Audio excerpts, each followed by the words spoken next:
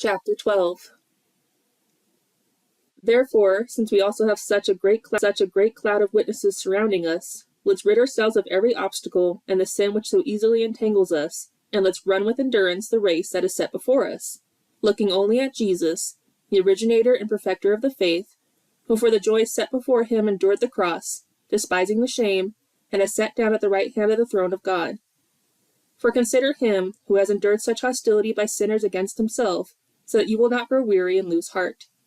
You have not yet resisted to the point of shedding blood in your striving against sin, and you have forgotten the exhortation which is addressed to you as sons.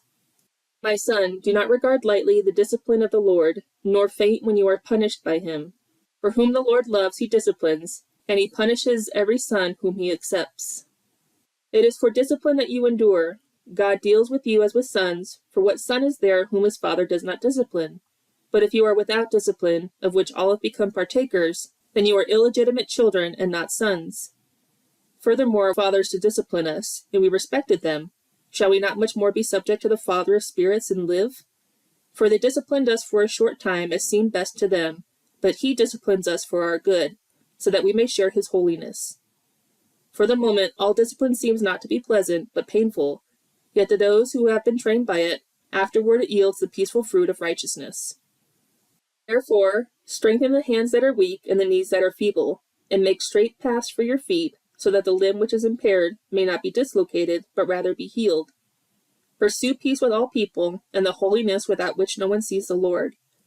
See to it that no one comes short of the grace of God, and no root of bitterness springing up causes trouble, and by it may become defiled.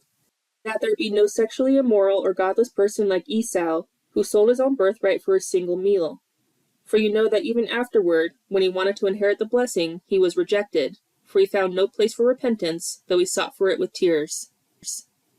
For you have not come to a mountain that can be touched, and to a blazing fire, and to darkness and gloom and whirlwind, and to the blast of a trumpet and the sound of words, which sound was such that those who heard begged that no further word be spoken to them.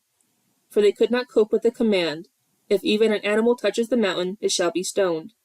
And so terrible was the sight that Moses said, I am terrified and trembling. But you have come to Mount Zion, and to the city of the living God, the heavenly Jerusalem, and to the myriads of angels, to the general assembly and church of the firstborn, who are enrolled in heaven, and to God, the judge of all, and to the spirits of the righteous made perfect, and to Jesus, the mediator of a new covenant, and to the sprinkled blood, which speaks better than the blood of Abel. See to it that you do not refuse him who is speaking. For if those did not escape when they refused him who warned them on earth, much less will we escape who turn away from him who warns us from heaven.